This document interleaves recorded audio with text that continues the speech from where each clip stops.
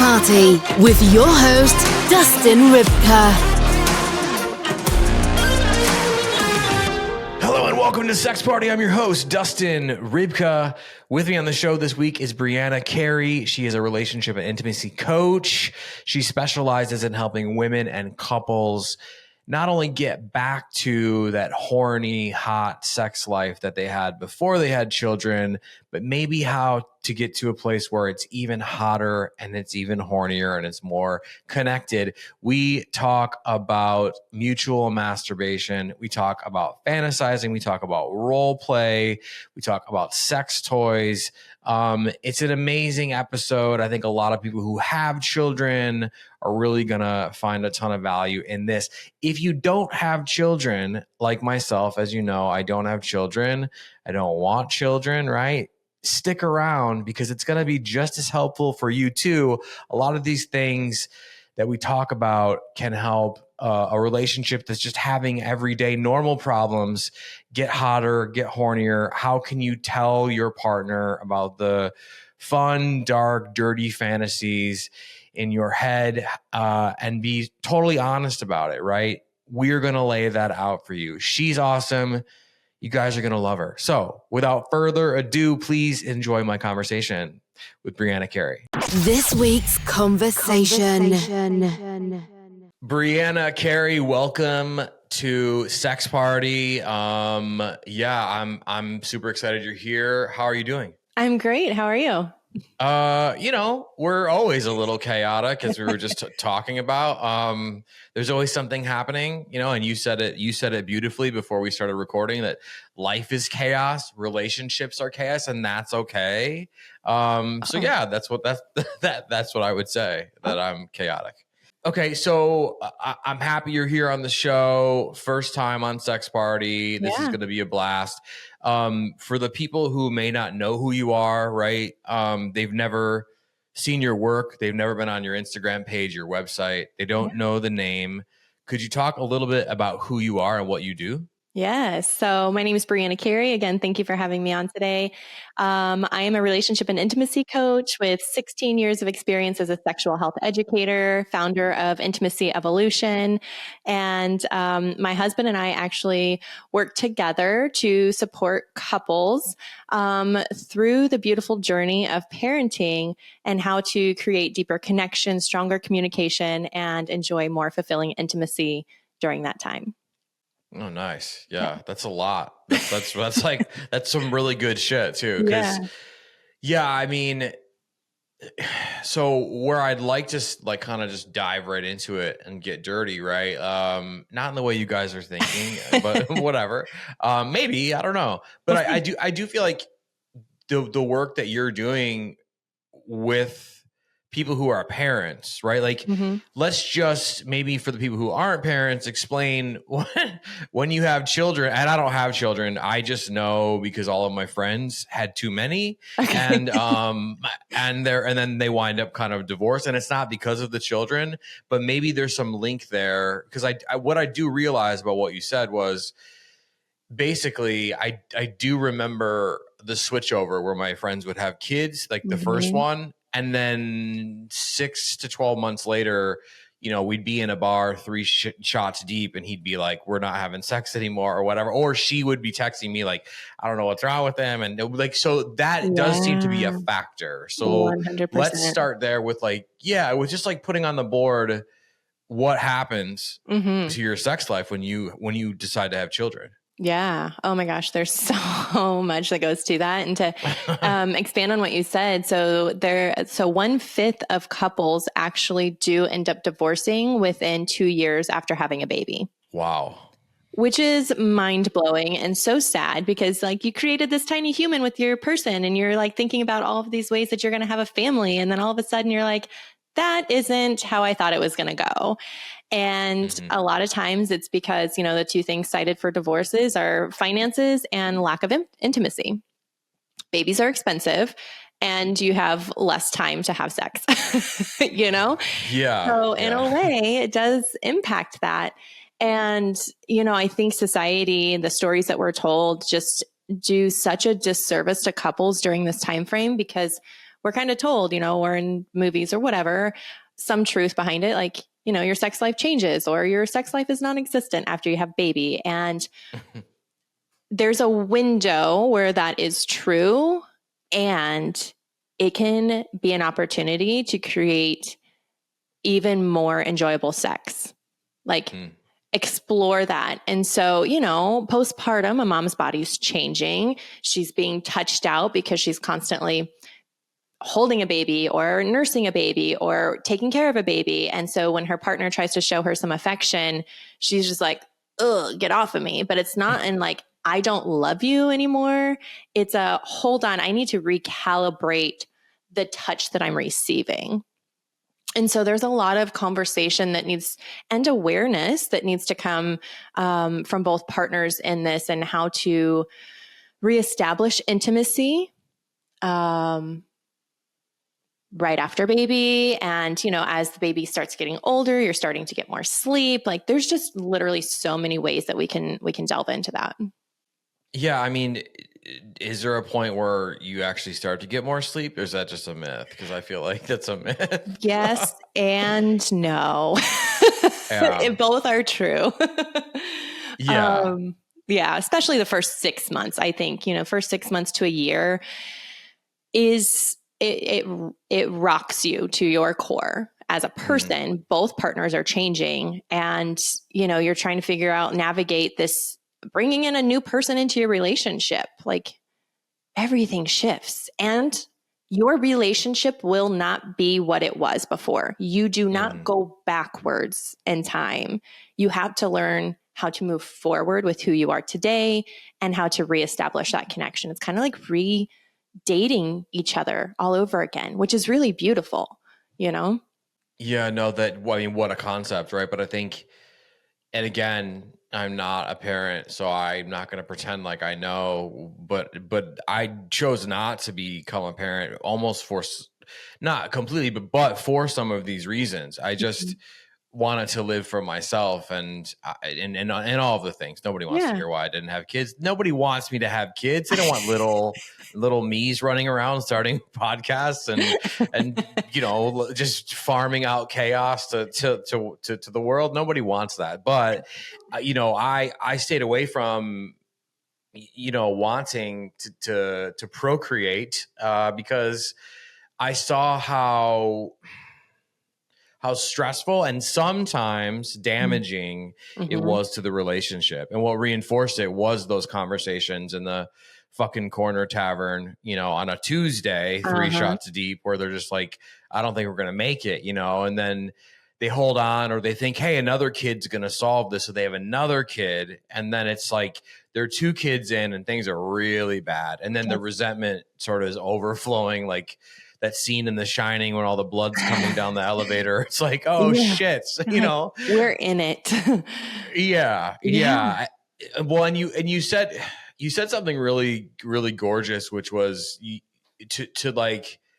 to redate each other, right? To relearn each other, because things are a bit different, and it is an opportunity maybe to get hornier and try some weirder shit, or maybe to get more romantic and start taking each other on dates or sending each other like raunchy text messages. But I think the problem that I would say is everybody's exhausted. Children are very expensive, so maybe there's more working that's going on, and everybody's like really stressed, right? Like I feel like a lot of times a man will go to like, put the moves on his wife, and she's like, are you fucking kidding me right now? Yep. So could you talk about maybe how to put the knives down and like work it out and be like, hey, we need to, how do they even bring that up? How do they even come to that place? Yeah. That's a really great question. Goodness, there's so many different ways we can go with this. Okay. So one, for the woman, for the mom, it's reestablishing connection with herself and her body, a lot of self-exploration, getting reacquainted. We recommend with, especially after having, getting back to intimacy after baby, is mutual masturbation is so underrated because she might not feel safe with a touch even though that's her partner, she's trying to figure out her body. And so mutual masturbation is really great to start establishing that intimacy, and you get to talk, you get to see each other in different ways, that her partner can see how she's enjoying that touch now, and kind of working your way back up into that. Again, having conversations about like, hey, this is when you come home from work and I've been with the baby all day, I need like a 30-minute transition window before you even touch me. This literally happened with my husband and I. Like, he came home, tried to hug and kiss me, and I literally jumped back and I was like, get away.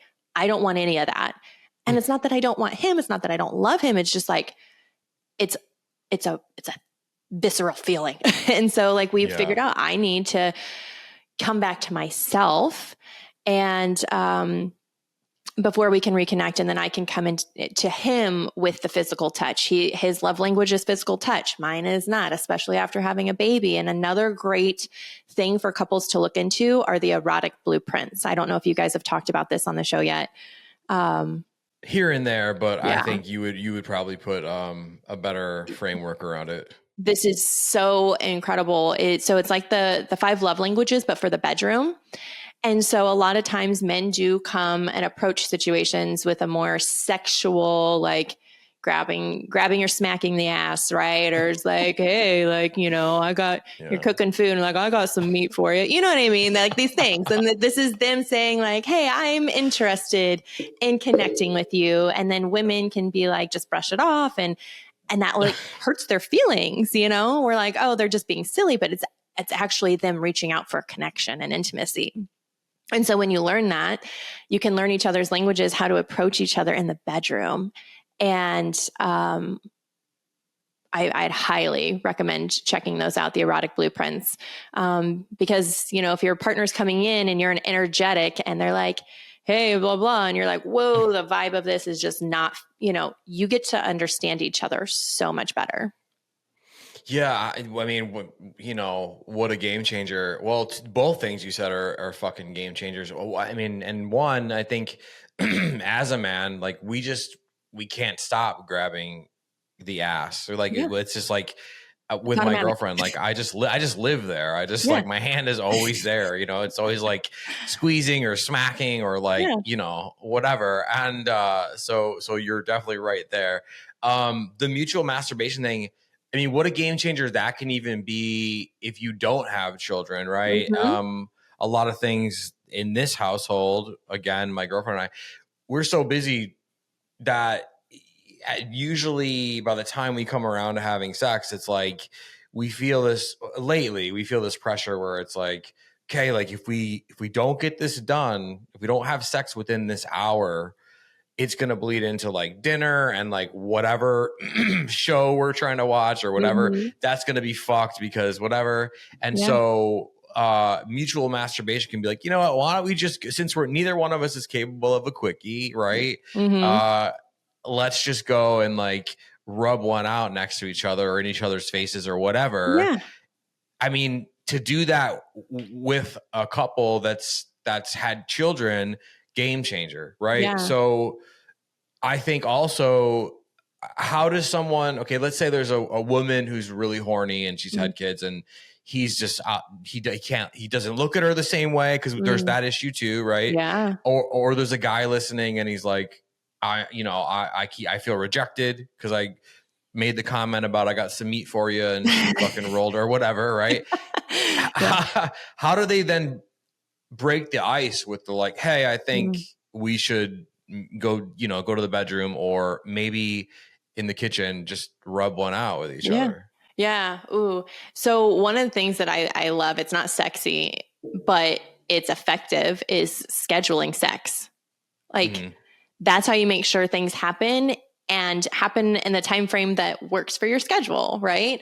And so, having the conversation not in the bedroom, not when emotions are heightened, and that's like hey, I've really missed you. Can we connect a little bit more? Here's what I would enjoy. How does that feel to you? What would you like? Desire discrepancy is really big, especially during this time frame. And the other thing for women, like mentally, because we've been letting our body heal so much, we forget about it. No, it's kind of like that phrase, if you don't use it, you lose it. Mm-hmm. That is 100% like your body's like not prioritizing pleasure and orgasms. And so it forgets about it. And it's like, oh yeah, I don't need that. And I hear that a lot from women. They're like, I just don't think about it. I don't need it anymore. I don't want it. I'm like, you do. And you just have to remind yourself again. So when you schedule it, you can mentally prepare. Both partners are getting that connection that they need. And, you know, if you really need something to help you get in that moment, like you can watch something together, you can do some dirty talk, you can read a spicy book together. Like there's, you know, and I tell women, put lingerie on for yourself too. Not just for the moment, but like start wearing lingerie like under your clothes, because that's going to give you a confidence boost. You're going to start feeling good. Material rubs in areas, you know, gives you that little reminder, and that's going to help you initiate and want again. Yeah, I feel like it probably is difficult not to be horny or upset, or difficult to be upset while you're wearing lingerie. Mm-hmm. You know? Yeah. Well, I mean, again, sexy texts, like flirty texts and stuff like that, like to just remembering each other, you know, go back to when you first started dating, go back to that. Sure. Yeah. Well, what about like buying like a set of sex toys for your wife or your partner, right? And just being like, hey, I don't even need to be involved, you know, but I've got you these because I thought like you could try some shit on your own, and like, you know, maybe that's immediately what I thought. Like, okay, well, if there's this disconnect, right, and we need to get back, that's like the first thing I would probably do, is just buy like some wild ass fucking crazy toys. Yeah, that's so good. I love that you mentioned that. It's so mature, because a lot of men can tend to veer towards the, well, if it's not me, I don't want you to use it. Or if you're not having sex with me, why do you want to have that? But again, she needs to reestablish that trust within herself, get reacquainted with her body. And like vibration is so good for that. Like I could go into probably a whole other podcast about all of that. But I'd highly encourage that. Talk to her so she's not feeling like, oh, you're pushing this off. Like have an open conversation. Or if she's, you know, if it's something you have talked about, then surprise her with it. And just be like, hey, babe, I left something in the bedroom for you, drew you a bath. I've got the kids or whatever, like blocked off your calendar. Go explore and have fun. Like just releasing that pressure, like that mental load. That's really hot. Like it goes a long ways for sure. Yeah. Especially when you take, and this is difficult to do, but when you take the emotion out of it, and you're right, there is a ton of men who are threatened by sex toys, who are threatened by whatever, but you know, it's one hell of an upgrade, first of all. And second of all, if you are trying to have maintenance sex, which we talk about a lot on the show too, because it is a thing. It's like, all right, let's get this fucking nut in or whatever. Right. And so that's going to help you if you're on a time constraint. Having the vibrator with you, whether your kids or not, having the vibrator or the whatever it is, it's going to help you get to the goal faster. And I think I kind of understand where men are coming from, but I'm totally opposed to it. I don't like the idea that we're as the male species is so threatened, because I just don't feel that way. I'm like, man, right. I think we're getting better, but I want all the weapons in there to help me with this. You know what I mean? It is for your benefit, 100%. Because again, the more orgasms she's having, the more she's going to want them. So encourage her to have those orgasms as often as possible. And then you get to enjoy that more spontaneous sex, because she's feeling that arousal and desire a lot more. And I had something else I was going to say there and I totally forgot. But it's It happens. It's like podcast brain. It'll be back in like two seconds. Yeah, for sure. Yeah. And I think, you know, it and the thing is when she's having those orgasms with using a vibrator while you're there, they kind of like go on your win column because you're there. You know what I'm saying? It's not the same. Yeah, they get that emotional connection with you. They get to do their own thing. Oh, and that's what I was going to say. Your pleasure is your responsibility, right? It's not anybody else's. So I don't understand sometimes couples that get all weird about like, I don't want them to do things without me. And I get, upset when they masturbate. It's like, no, encourage that. Like take ownership of your pleasure, because then that's just going to bring you guys closer together. Like, Yeah. do that. Yeah. Yeah. And like talking about private moments that you have while masturbating with a partner, that is a different level of intimacy. Oh yeah. That's super hot. Right. Oh, and some people are probably not used to that, but like, I would encourage, and maybe you would too, to tell your partner like, hey, last night I had this fantasy and I, jerked off to it, or I vibed out to it, or whatever, because that then opens like, oh, she or he's willing to go there. I got one for him. You know what I'm saying? Yeah. It does start that dialogue. I mean, it's just a different level of intimacy, I think. 100%. Yeah. I think that's so good. And then there's some vulnerability in that, right? Like, what if I share this with my partner and then like, what if they think I'm weird, or like they're not into that, and that's okay. They don't have to be into that, because then that just ups that intimacy even more, that vulnerability and sharing with them. Like, yeah, because like you said, they might be like, ooh, yeah, like let's take that up a notch. Like, what if this happened, like just feel into it, play with it. Yeah, for sure. And it could totally go the other way too. Like you could share this fantasy that you had while you were masturbating, alone. And they could be like, oh, damn, that's hot as fuck. And then you hit the jackpot, right? And then you get to enjoy that fantasy together. Yeah. Then it's like, okay, should we role play that out? Should we? And I think that is a big, role play. People kind of, I think, just discard it as like this, like, oh, funny little thing. But like, I feel like role play is such a big part of sex today that we gloss over it like so much.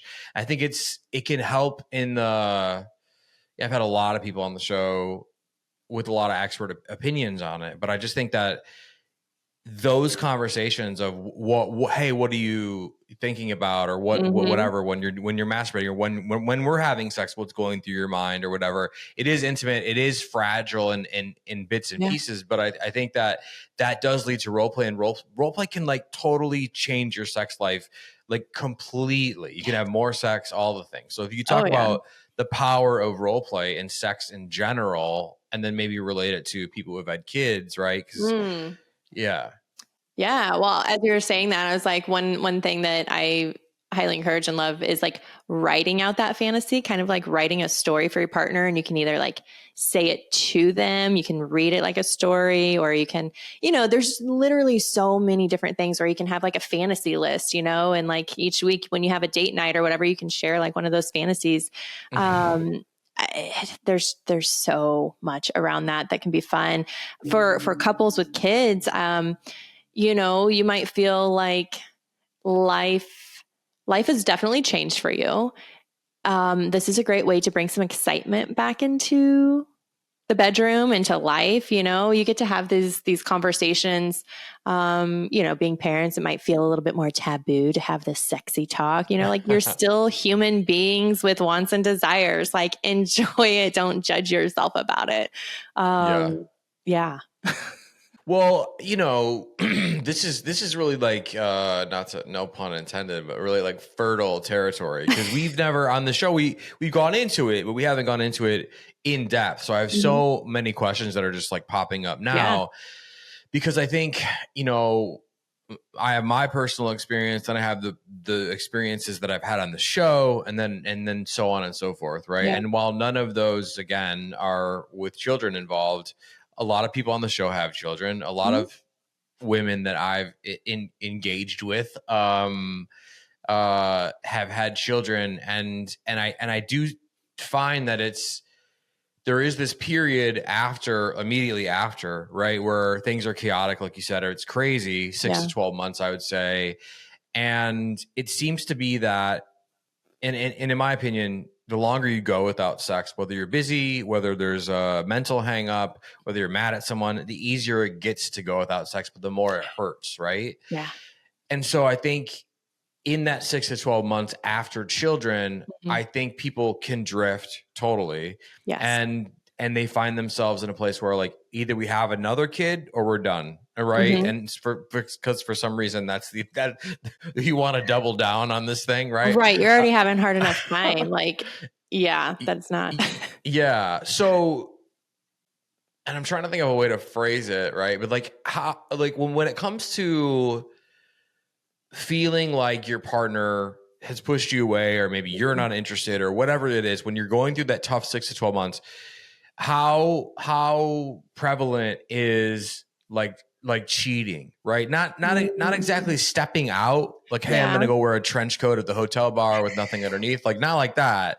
But when somebody, like somebody's getting a DM like, oh, you're a hot mom now, ha ha ha, and then it starts there, and then they're like, okay, I can do, because to me, and the audience just knows this, and I will just touch on it so you have it, but like there was one point in my life, in my nightclub days and a little bit after, where 80%, 90% probably of the women who I was engaging with, like having sex conversations, digital relationships, some of them were personal and actually in the physical form, right? A lot of them, I mean, all of them were either in a relationship or married or not sure whether they were going to stay or whatever. Yeah. And so I was that guy for a lot of women. And I'm asking because I noticed it was, now that I'm thinking about it, a lot of the time it was after they had a kid. And so can we talk about that? Like how prevalent that could be? Ooh, yes. So there's a lot of loneliness that comes about for both partners. A new mom feeling secluded and alone, maybe not feeling sexy in her body. She's detached. And then the male partner or supportive partner is like, where do I fit into this? Like, and so either person that is getting some sort of attention from the outside can feel so good and validating. And it can, I mean, both parts. So dads go through postpartum depression as well, and that's not talked about. And so anytime you're getting at least one of those needs met, so that like emotionally you're just like, ooh, somebody gave me a compliment that felt really good. Like, ooh, let's talk about that somewhere. Like, oh, okay. Like, again, it's bringing back those butterflies from like when you first started dating somebody, and it feels good. We just want to feel good and feel seen. And I think this can be a conversation, especially during pregnancy or right after, like how can I support you? How are things going to change? And this is stuff that we talk about with clients. Like, here's the things that you can expect to change within the first year of having a baby. And our partners are our biggest mirror to all of the shit that we need to still work on. And then a kid magnifies that times 10. Oh, man. And then you want to have another kid, and kids never fix the problem. They just make them more prevalent. And so that can, I don't know statistically wise, like what it is, but it's not just men. I think we talk about men more so because they're out and about in the world while the mom's at home, dealing with being a mom and kids in the home and all the things. And so I guess they have more access to the outside, to people, to connection. But it can happen with women too, because again, maybe her partner is respecting her space and is very supportive, like, hey, baby, like whenever you're ready, I'm here for you. But they're not giving those like supportive, flirty like things, or because it is your partner, you kind of ignore it almost. You're like, okay, yeah, you have to say that because like we're together. Oh yeah, you say I'm the most beautiful woman. Okay, I'm like in sweatpants and spit up on my shirt. Like, like somebody on the internet that doesn't see you like that is telling you, oh my gosh, you look so great. You're beautiful. Oh, wow. Like it just comes at you differently. And so a lot of that is just confidence and communication. Like, hey, I'm feeling really lonely. I miss you. Yeah. Like, how can we connect? Because like you said, like it is a thing on both sides, and it's just not talked about a lot. Yeah. And I think if I'm going to pull a story from this, there was one time where this woman did have a kid with her partner and they weren't doing well at all. And, she kind of told me like, oh, we're probably going to separate. And I was like, all right, well, my whole thing always was, my whole thing always was stop, you have a boyfriend or husband, right? Mm-hmm.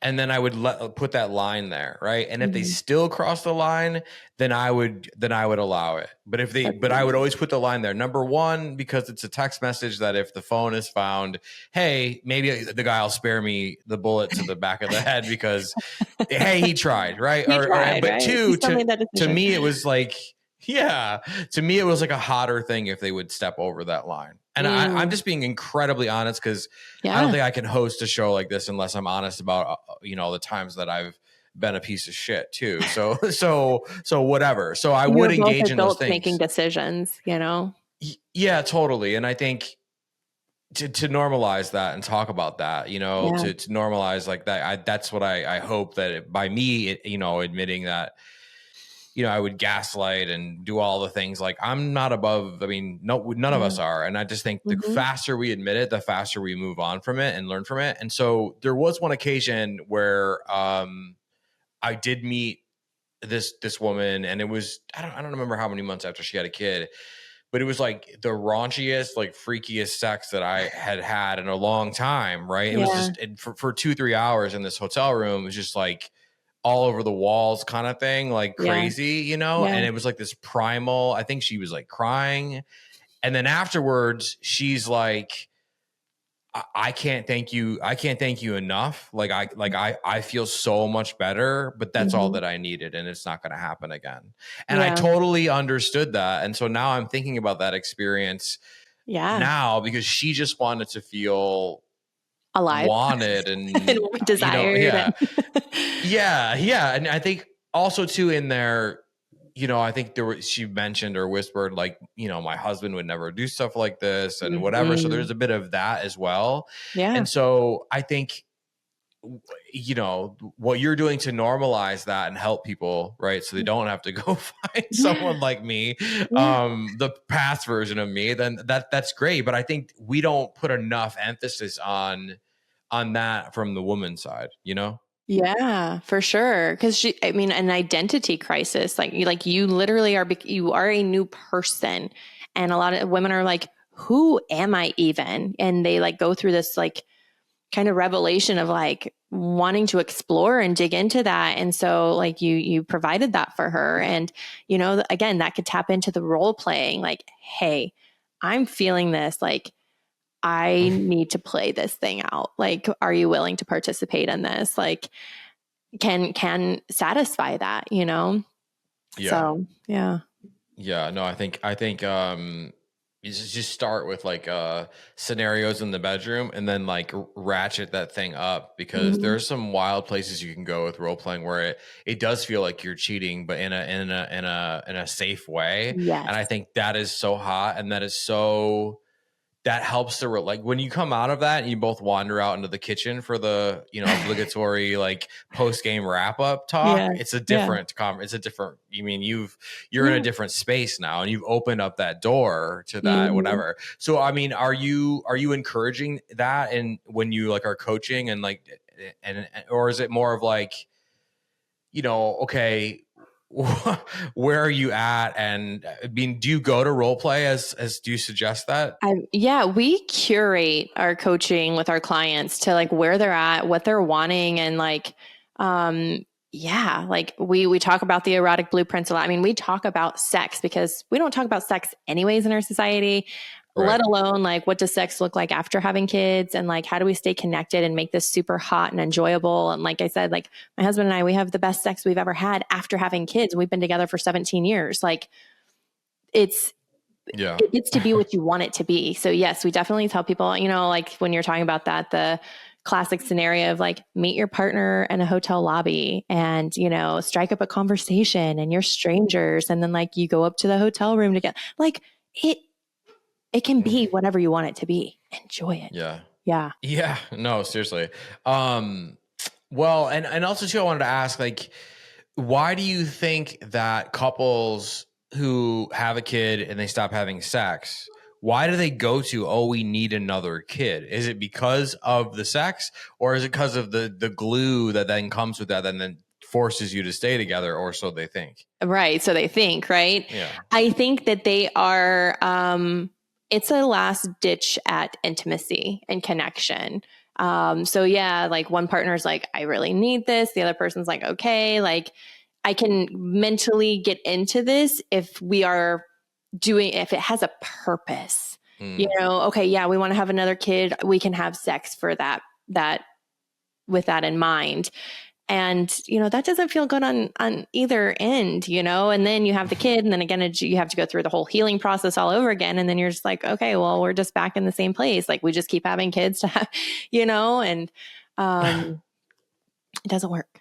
So yeah. Definitely ask for some support in that, and you can enjoy the sex and the connection because it's, people are like, oh, we're good everywhere else, besides sex. And I'm like, actually, I can guarantee there's at least one or two other areas in your relationship where you're not doing well that is actually impacting your sex life.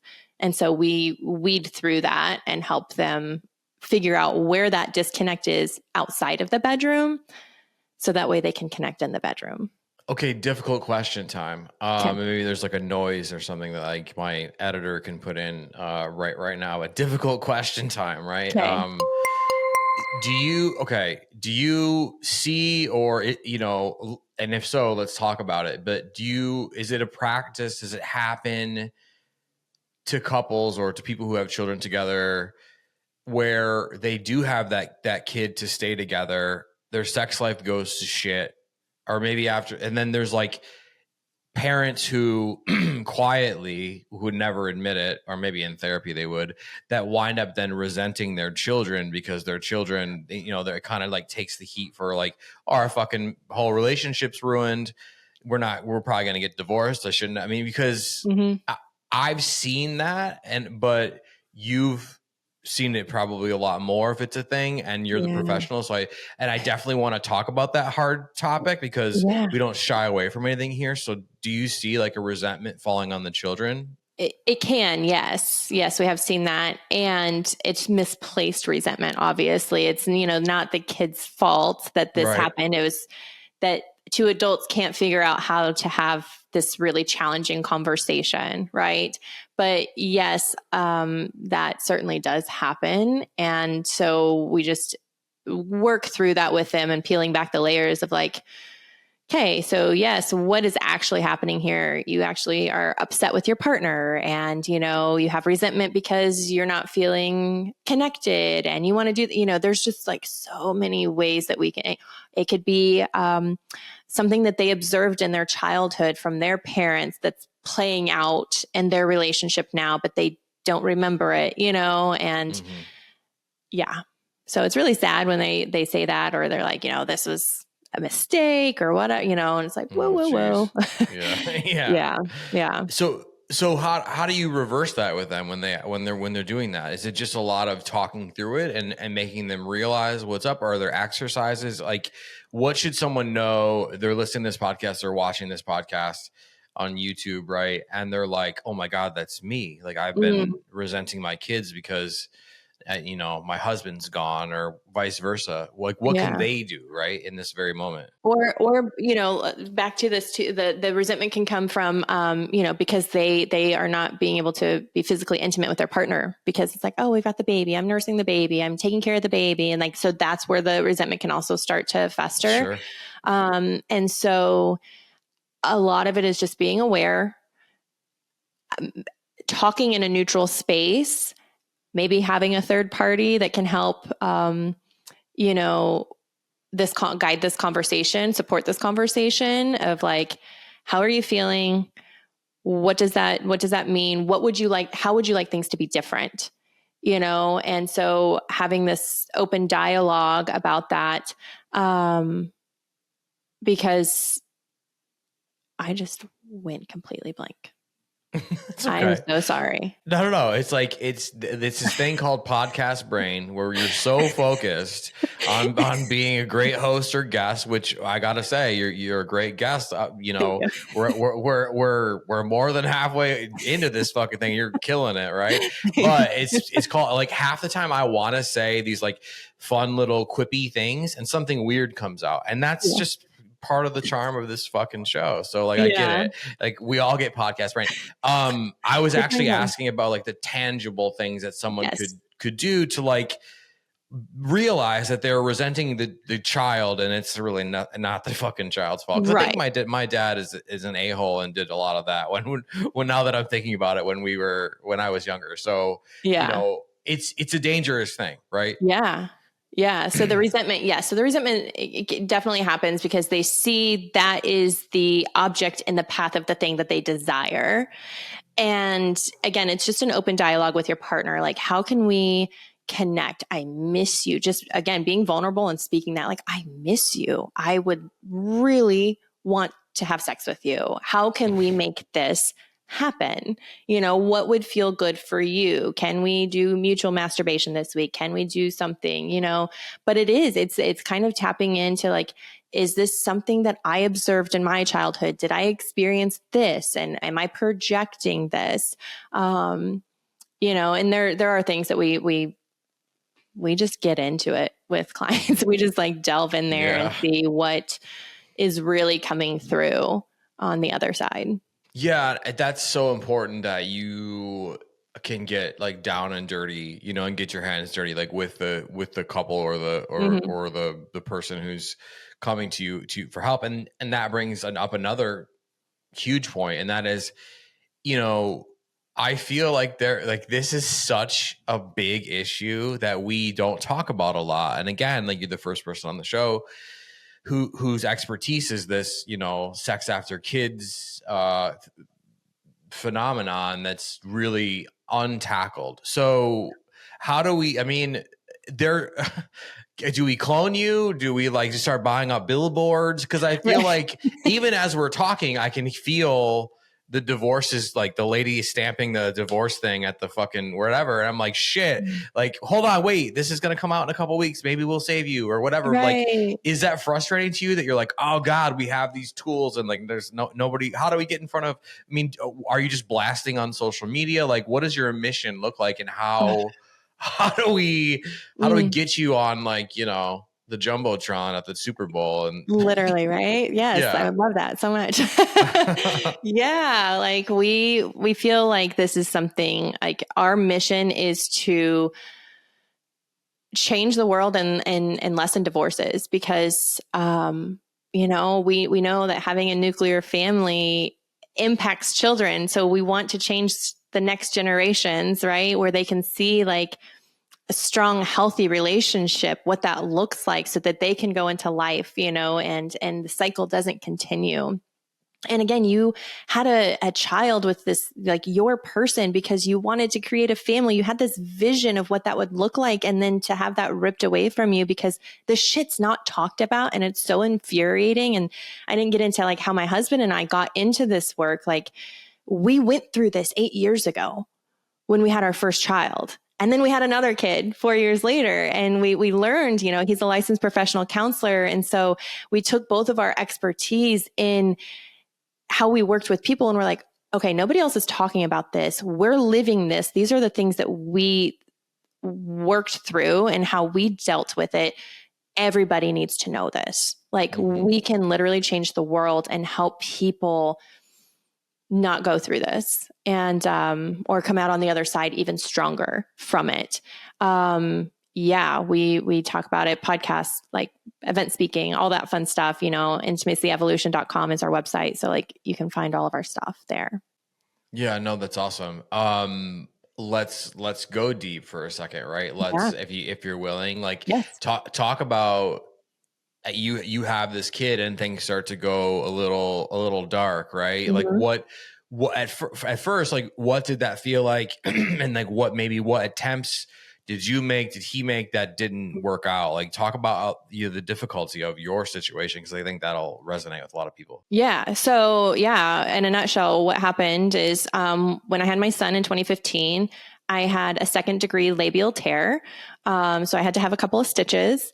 And I went to my 6-week appointment. My midwife was like, okay, everything's healed. You're good to go. You can resume normal activities. I'm like, what the fuck's that? Like, what's okay. And we waited a couple more weeks and we tried having sex, and it was literally just the tip. And I'm like, get the fuck away. That hurts. Like, don't touch me. And so we were like, okay. We tried a couple weeks later and still super painful. And again, I was a sexual health educator. I knew about lubricant and all the things. Like, I sold that stuff. So I made an appointment. I was 4 months postpartum, and I told my midwife, I was like, hey, this still, like, it's really painful. And she's like, well, everything looks great. Have a couple glasses of wine and just use plenty of lubrication. I'm like, what the hell? And I was enraged. I also felt broken. So I went home and like cried for 30 minutes.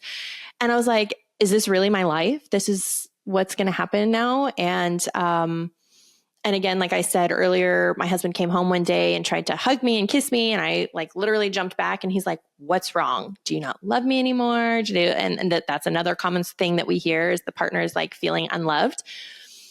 And so we had to work through that. And that's when we discovered, like, I had scar tissue that I had to work through, and nobody told me about that. And so then I had to get reacquainted, and my body remembered pain from the birth. So I had to reacquaint touch with pleasure. And so using vibrators to awaken those nerve endings. And we did mutual masturbation again, so we could be physically together, emotionally connected. And it was just, it took a long time. You know, I think I was probably 8-9 months postpartum before we could like actually have penetrative sex comfortably.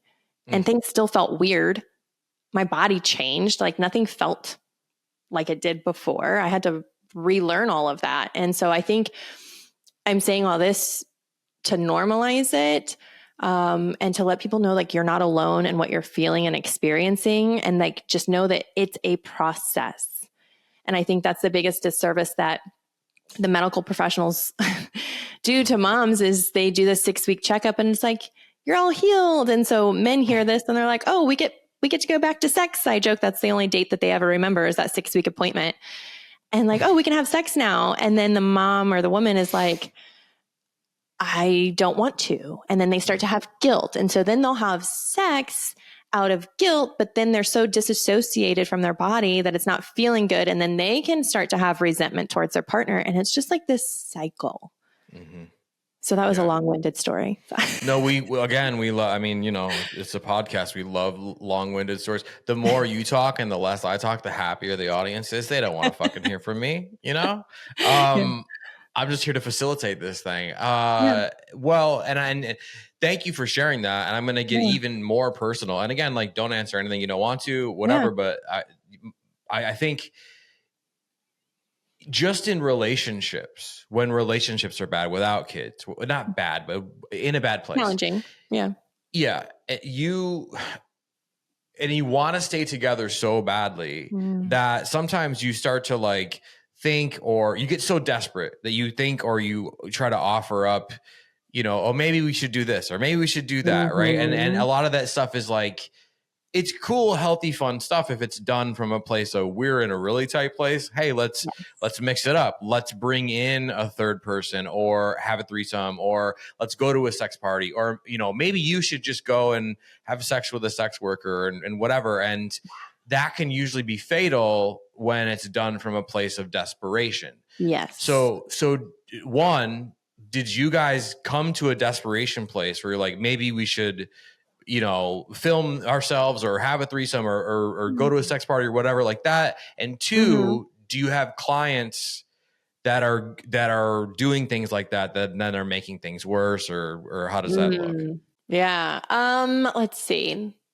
We personally did not come to a point of desperation like that. I think, again, just because we had such open communication anyways, because of, I mean, don't get me wrong, like, we're not perfect. Like, we still have our shit. Like, I'm not saying that, but we definitely ramped up on like sexy talk and fantasies and things like that just definitely really helped, especially me mentally, get into a good place.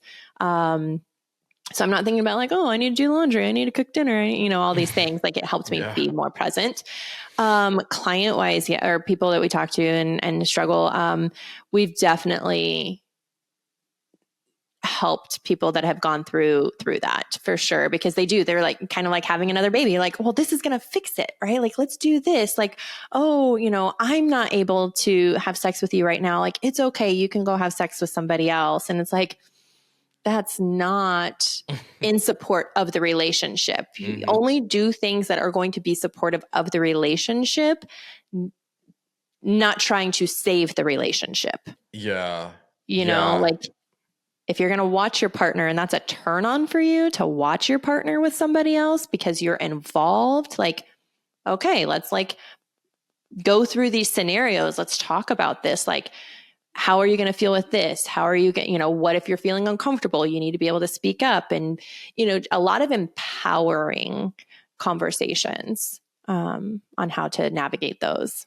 Yeah, because actually I had someone on the show, God, maybe like a year ago, and she had a kid, was out of commission, right, for a while, and they were just really open already, and so she like hired a sex worker to like have sex with her husband while she was down for the count. Sometimes she would watch, sometimes she's like, go have fun, right? And so that worked for them. But I think they were in a powerful place to begin with, and they knew that it was going to be a thing. And I think I've seen that. I've seen like, okay, well, for some reason, there's a disconnect between us. Geez, maybe we just, they've tried for the fourth time that week, and it's just something is just not working. And it gets to that level of desperation. I mean, fuck, I was in a relationship one time that it just ran its course. It had been over for like 8 months, and I was still in it. We were still in it. And it was just like, I remember the desperation coming out of her mouth, like, well, maybe like we have a threesome. Maybe we open the relationship up. And I was like, the man in me is like, oh, hell yeah. And then the logical sentient person in my head's like, this is so over. Like if that happens, it's gonna be a blowout and whatever. So I just wanted to ask that because it's honest, and I think that a lot of people will do anything it takes to stay in their relationship, their marriage, and then these kids make it really difficult because there's that disconnect. So I appreciate you answering honestly. I mean, and I do want to ask, because you have a background, in sex education. You said 16 years. Yeah. That's huge. I mean, what? I mean, another easy question here on Sex Party.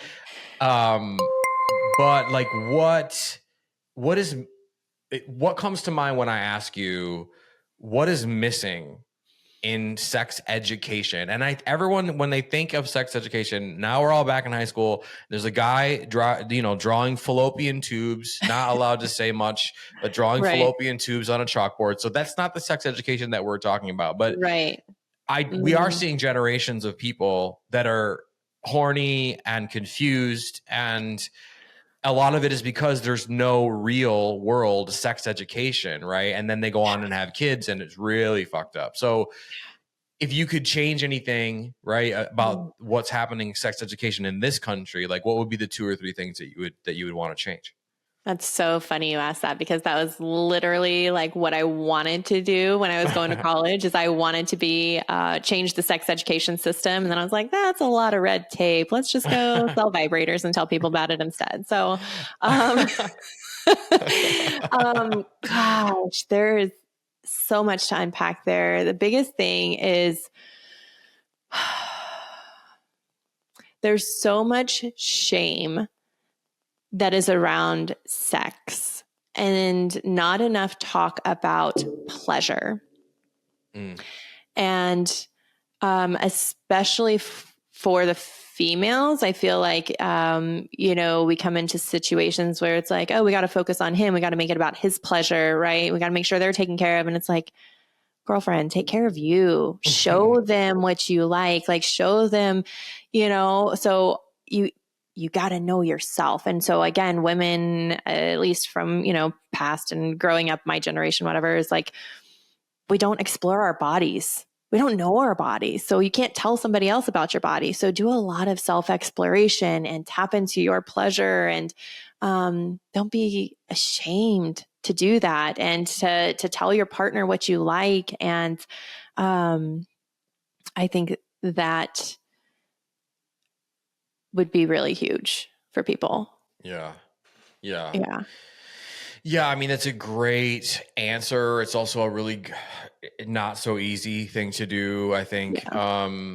And you said that women are, because it does become this sort of, and it goes back to what you said, which I think is fucking awesome, that you are responsible for your own pleasure.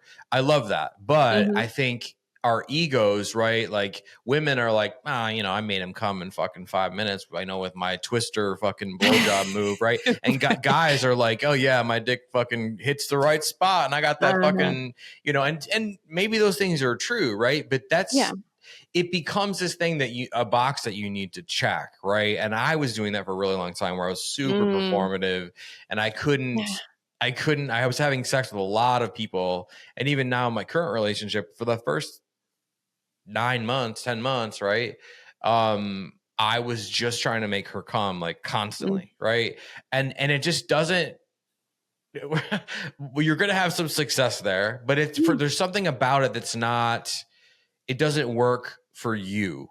And so I think a lot of people, I mean, it's everywhere. Like every show you watch, every song you listen to, it's like, wet ass pussy, he wants this shit because it's whatever. So I like how you said, be responsible for your own pleasure, because if both people are doing that, but they still want the other person to be happy. Right. You're coming into it with so I love what you said. Take the stress out of it. One, like stop focusing on an end result.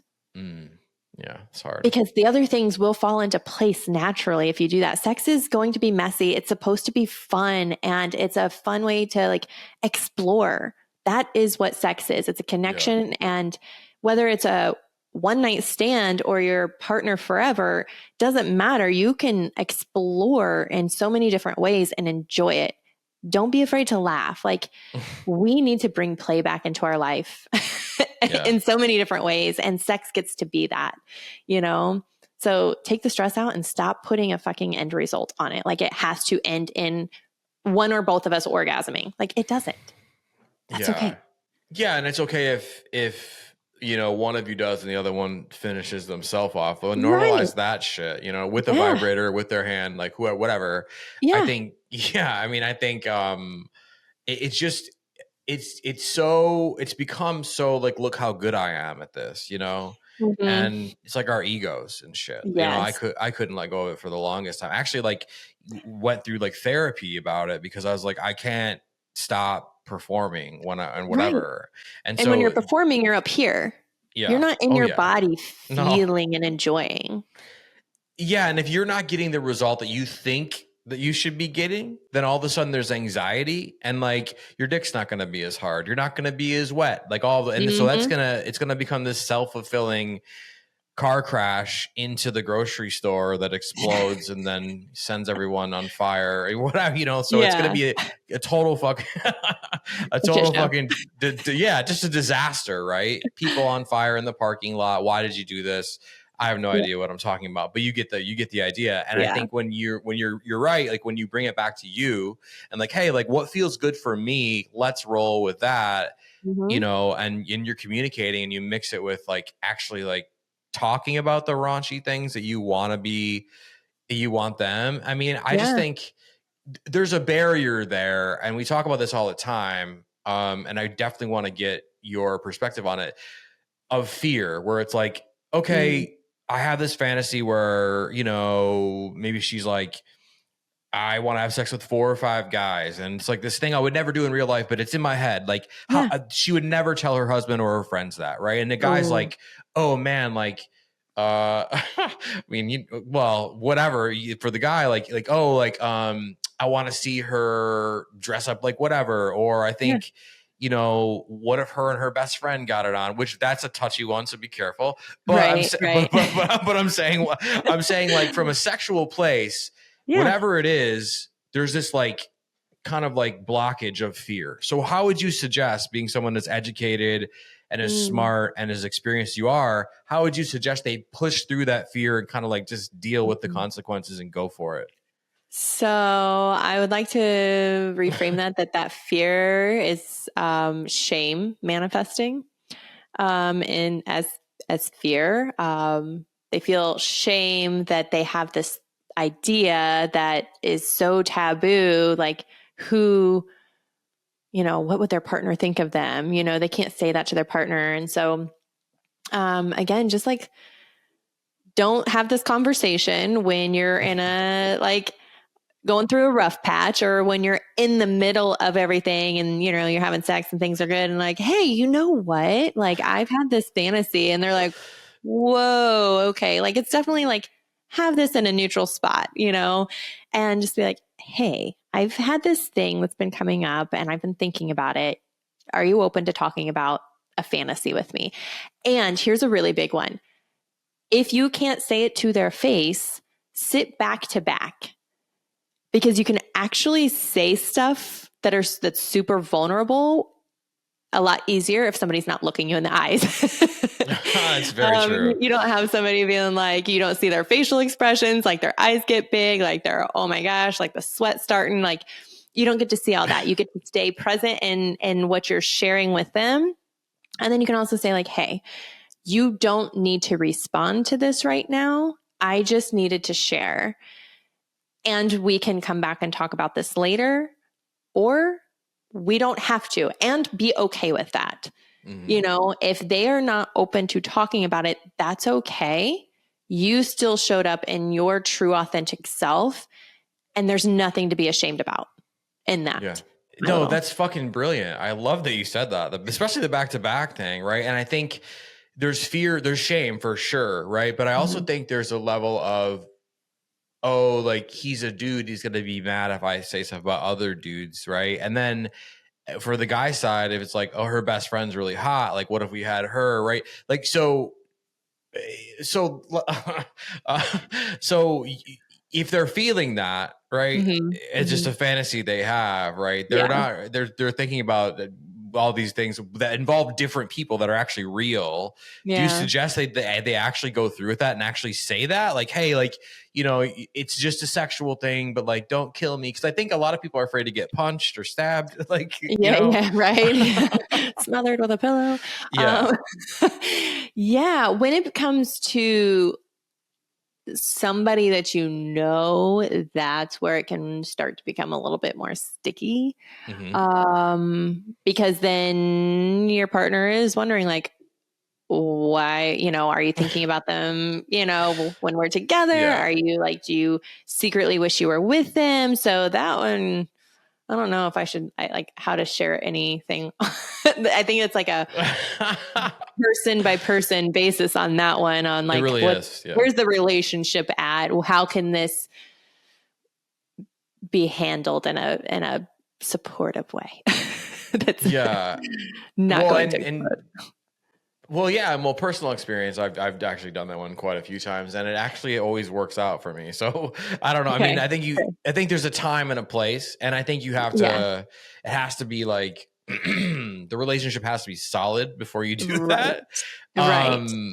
Completely. And it has to be like the all involved, we're all here kind of a role play idea. But I think for most, and to totally flip it, for most men, I think women would be scared to say, I have like this group thing, or like, maybe like some of your, or whatever, right? Because it can happen both ways. For sure. And I think if we're having these conversations, we're better off. But I just think if there's a kid running around, you're stressed, whatever, and then you're having these like, oh, I know what to do. I'm gonna, and you get through that fear, you get through that shame, and you say that, I think there's just an immense amount of like, like violence or something that would happen or something, Yeah. And like you said, like your relationship has to just be solid anyways. But I mean, there's nothing like,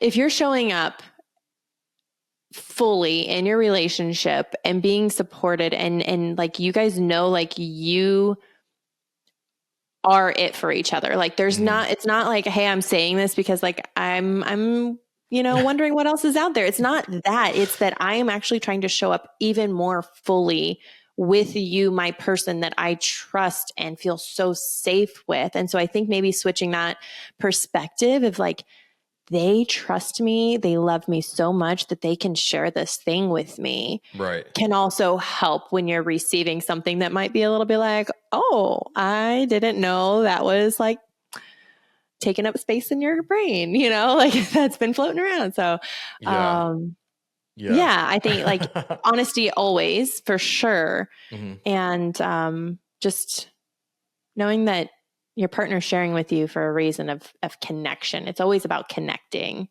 Yeah, for sure.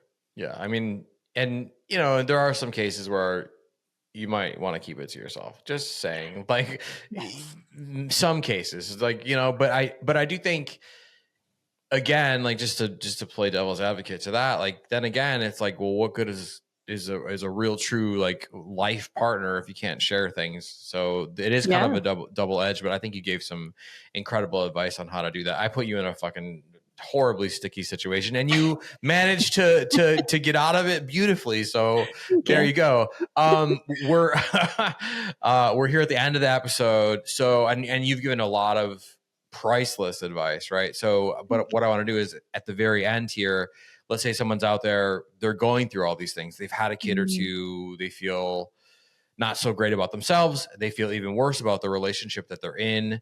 What piece of like tangible advice from the very, very start, like what can they do right now today after they listen to this or watch this to sort of start the process of making themselves feel better?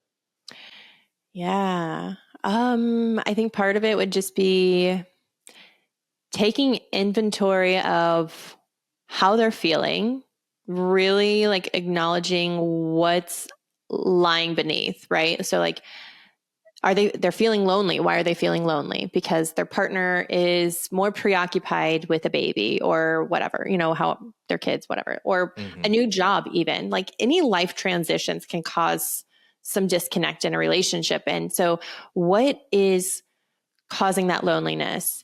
Okay. So how can you move forward? And then like talk to your partner and be like, hey, I've had some things come up that can we have like a date night? Can we just like stay in tonight and have a conversation and share with them and say like, hey, I've really missed you. I would like to connect with you more. Yeah. How can we do that? Yeah. Here's some ideas I had. What feels good to you? So again, it's like internal reflection. You have to really see where you're at and what is your desire.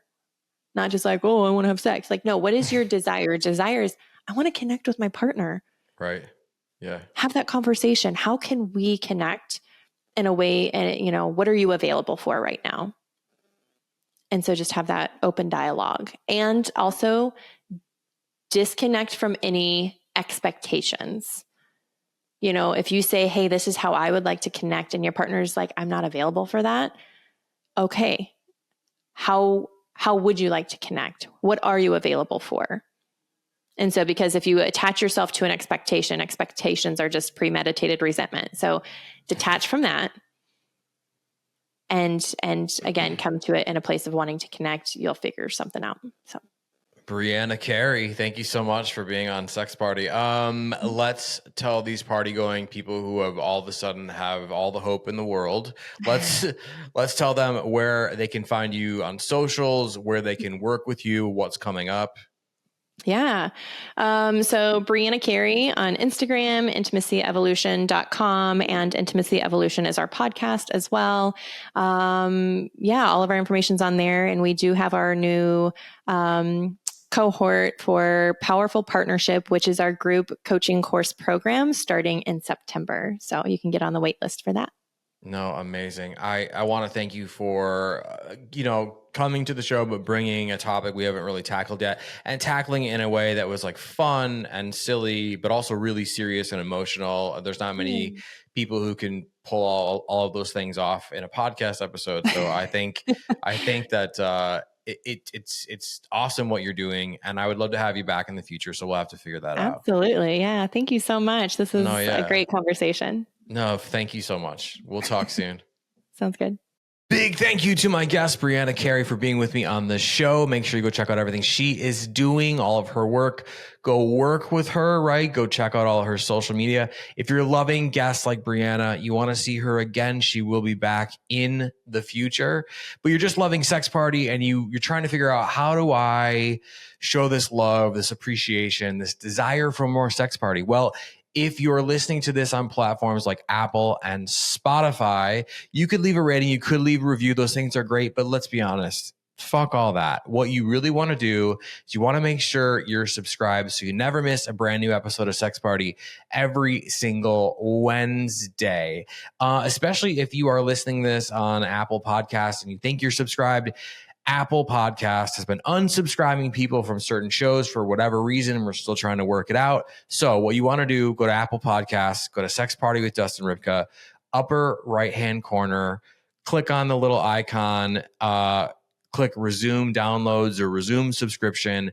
Boom, you're resubscribed, right? You want to see a check mark in that little symbol area when you're done. If you're watching this on YouTube, I love you. I see you. I appreciate you.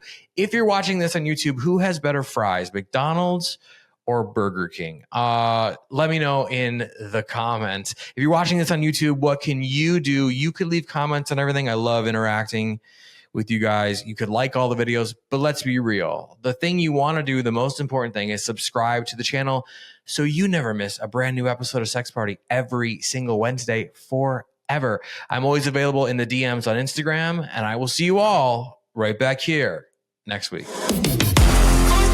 Thanks for listening. The party continues next week. Click subscribe and let's make this a regular thing. Follow the show on Instagram and Twitter at Sex Party FM. Follow Dustin at Dustin Rybka.